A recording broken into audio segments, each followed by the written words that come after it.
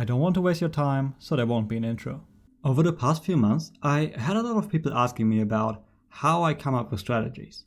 And while creating strats is obviously not something that can be done by following a checklist, there are a few general guidelines that you can follow. So in this video, I'll walk you through the process of creating an actual playable strat, and hopefully you can use that to get a better understanding of what it means to create strats in general. Every strat starts with an initial spark. I rarely sit down and say, alright, let's come up with a new strat, right? Most of the time, these sparks are prompted by the outside. Maybe I'm watching a Pro League match and I see a team playing a strong yellow stairs take on a consulate CEO attack, which then makes me think about applying the same concept to a lobby attack, for example. But it doesn't have to be an intentional strat that gets my imagination going. Sometimes just seeing random destruction is enough to make me think about centering a strategy around that. Like how you can use the fact that the table in Astro can be destroyed in order to play a blue stairs and bathroom focused statue take. But what made me think about the strat that we are about to come up with together is actually pretty boring. I just thought about how pretty much every bomb site can be attacked from at least two sides. So maybe you can also attack Consulate Garage, not from the garage side, but from the archive side. So now that we have some kind of initial idea, we need to check if it even has a chance of working under ideal conditions. Because if it's not working under ideal conditions, it's certainly not going to work under realistic conditions. And by ideal conditions, I don't mean totally unrealistic stuff. It still has to be somewhat grounded in reality. So applying this to our Consulate Archive take, we'll just start thinking about a scenario in which we are already in position in lockers, without really caring much about how we managed to get there. From this point, we only have two ways of getting into the site, so we already know that it's going to be a gunfight dependent strat. But I can also see it happening. Maybe you have someone push all the way through security hallway to kill one of the guys watching cafeteria, which opens up that part of the map, and maybe you can somehow win off of that. So it doesn't seem to be impossible. And we already have some kind of groundwork here, namely that we probably want to focus on a security hallway. At this stage in the process, it's just really important to have some kind of foundation that you can build up on. And now we're going to do just that. We are trying to come up with as many things as possible that would help us play this kind of attack, still without really caring too much if these are actually possible or not. We just want to get our foot into the door. I suppose that this is the hardest part of creating strats because it entirely depends on your creativity and game knowledge, and sadly there's not really a shortcut for getting that. But what I recommend would be to load up a custom game with a 10-minute round timer and actively walk around the map while trying to come up with ideas. I think that visualizing the whole thing really boosts your creativity. For our consulate strat, there are immediately a bunch of things that come to my mind, but I usually have to discard around 75% of those ideas pretty much instantly. First thing I thought of was to maybe smoke off parts of cafeteria or security, so we limit the amount of angles that we have to worry about. But we're still only coming from two distinct doors, and it's not hard to pre-fire those. Also, that might just prompt their smoke to throw his smokes, and then we didn't really win anything. Second thing I thought of was to use Ying, because both security and cafeteria are pretty small rooms, but Ying isn't that great at the moment, and actually throwing the candelas is kind of risky and inconsistent.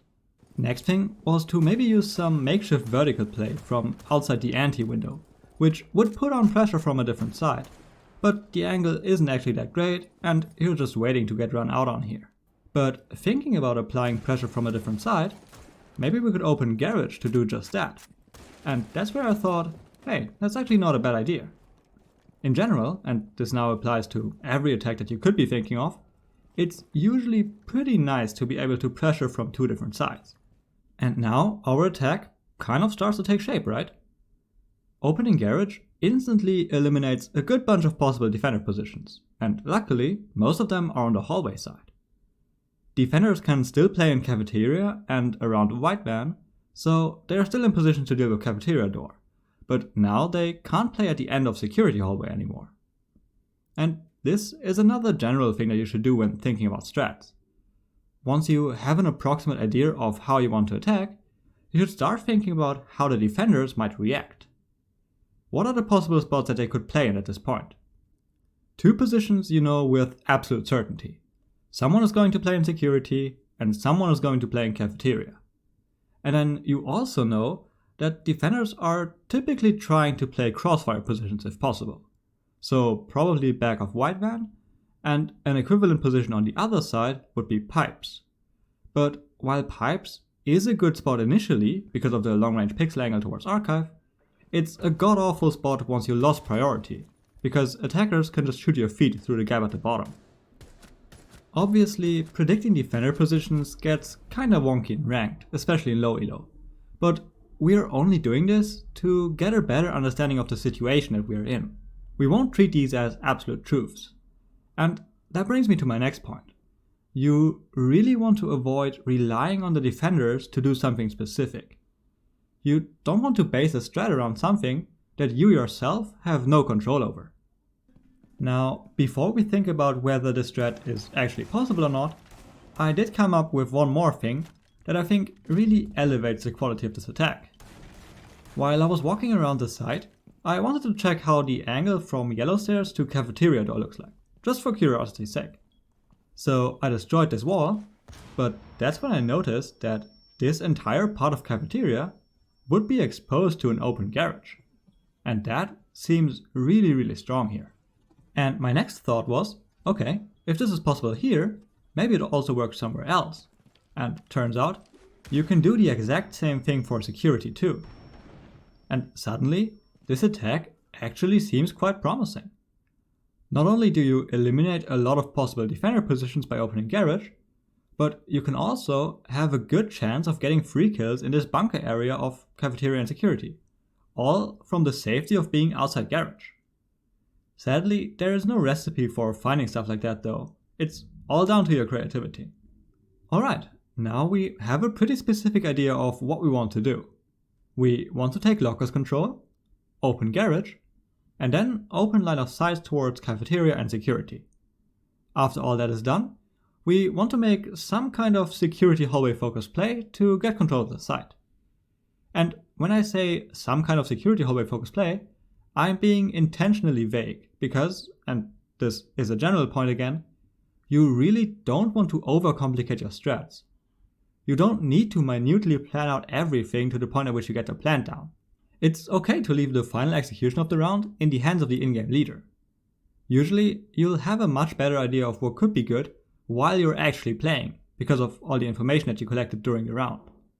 So yeah, you should have a plan in mind to achieve the core objectives of this strat, in this case getting lockers control, opening garage and opening line of sights, but from that point on, it's often better to decide on a case-by-case basis. So I just mentioned core objectives, and I think in general, it's very important that your strat has a structure to it. And we get this structure by identifying the core objectives and then dividing them into different stages. In our case, the first stage would be to open garage, the second one is to get control of Visa, the third one is to get control of archive and lockers, and the fourth one is to open line of sight into cafeteria and security. Notice how each stage builds up on the last stage. This way, it's a lot easier to make sure that everyone is on the same page, meaning that everyone knows which stage we're currently in, and more importantly, what his job is for the current stage. But we're kind of jumping ahead here. At this point, we don't even know if achieving these stages is actually feasible, so let's try to figure that out next. We start by opening garage, and that's fairly simple. There are a bunch of different ways to do this, but since we're not trying to take map control, we are kind of relegated to using the Sophia Thatcher Thermite combo to deny Bandit from tricking the wall. Kind of sucks that we now have 3 people on the opposite side of the map of where we want him to be, but because we're not going to take a lot of map control, wasting a bit of time here is totally fine. For taking control of Visa and Archive, we are in a bit of a dicey situation, because it's really difficult to take Archive if the defenders are actively holding it. Usually they don't, but if they do, we can't really play this attack. And I said earlier that you don't want to play strats that rely on the defenders doing or not doing something specific. But in this case, we can just pre-place a drone in archive during the prep phase, and if we see them contesting it, we can just play a default garage take. So as long as we get the information early enough, this shouldn't be a problem.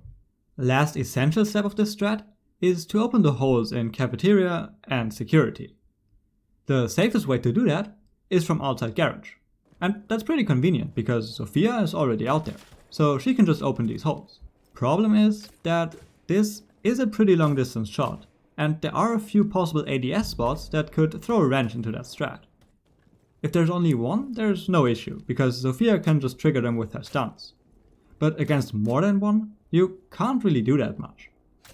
Sadly, this leads to the realization that you can never play this strat as a default, because after you've played it once, there are 100% going to be 2 ADS stacked on pillar in the next round. And while that is kind of disappointing, it's totally fine to have a few strats in your playbook that only work once a game. You just need to be aware that they will only work once. Alright, so now that we checked for feasibility, let's quickly recap what we have so far. In terms of operators, we are already locked into Thermite, Thatcher and Sophia, because we need to open the garage. But the last 2 slots are still open, and generally I only think about filling those at the very end. But to make illustrations easier, I'll just tell you right now that it's going to be Gridlock and Buck. At the start of the round, Thatcher, Thermite and Sophia breach garage, while Gridlock drones Visa. After Visa is clear, Buck and Gridlock use the Visa door hatch to drop into archive and get control of it. After Thermite and Thatcher are done, they rotate over to Visa to join Buck and Gridlock. Sophia stays outside garage, ready to open the holes. After everyone's in position, Sophia opens the line of sights towards cafeteria and security, and then we'll let the round play out.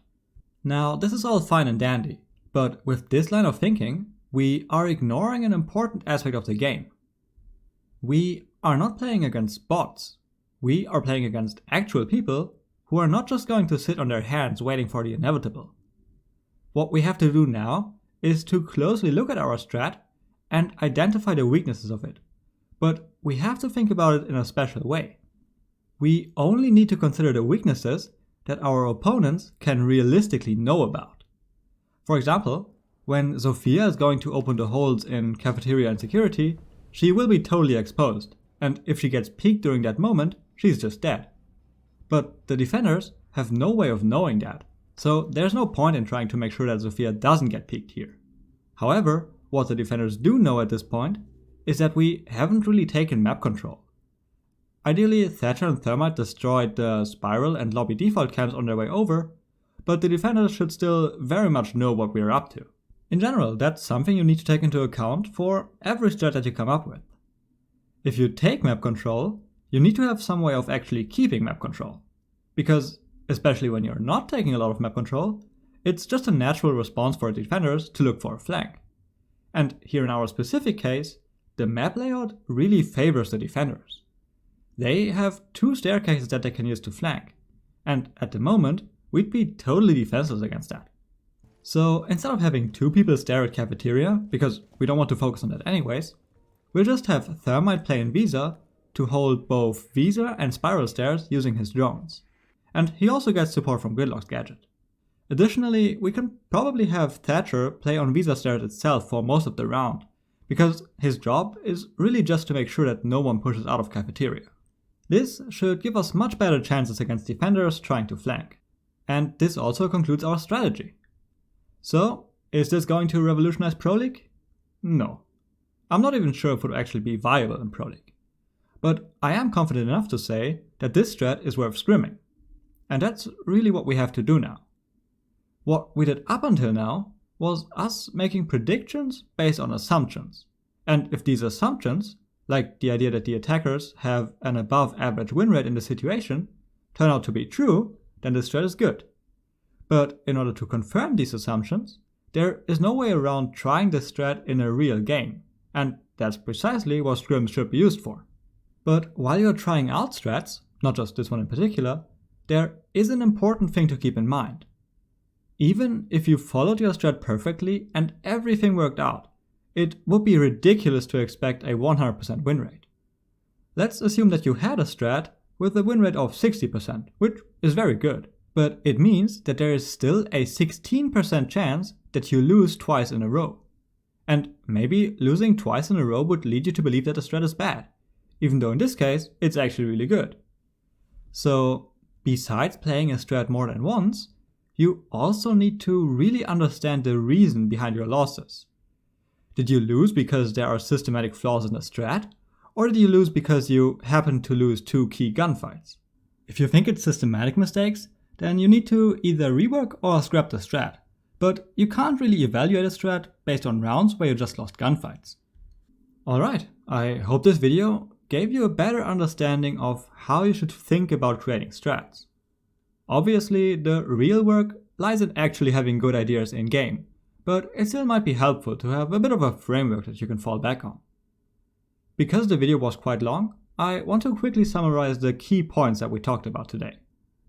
Every strat starts by getting a spark of inspiration, some kind of novelty that you want to base a strat around.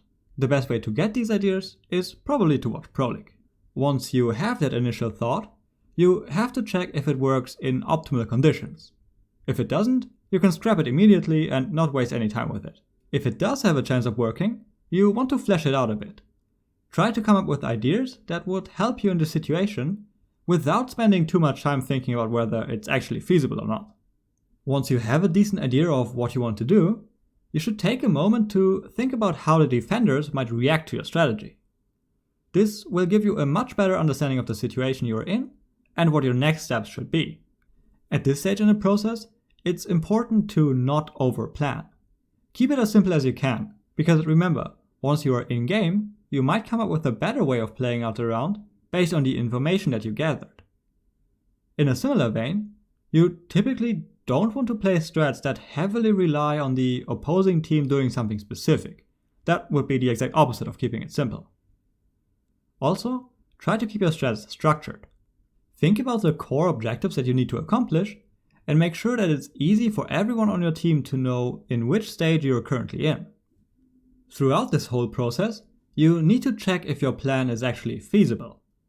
Do you have enough drones, utility, time, or operators to actually do everything that you want to do? And a small tip on the side, if your strat only works with 5 people alive, it's probably not a good strat.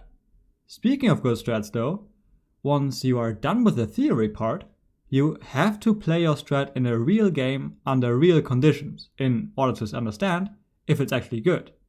And here, it's not enough to just say, okay, we lost a round with the strat, therefore it must be bad. That's not how it works.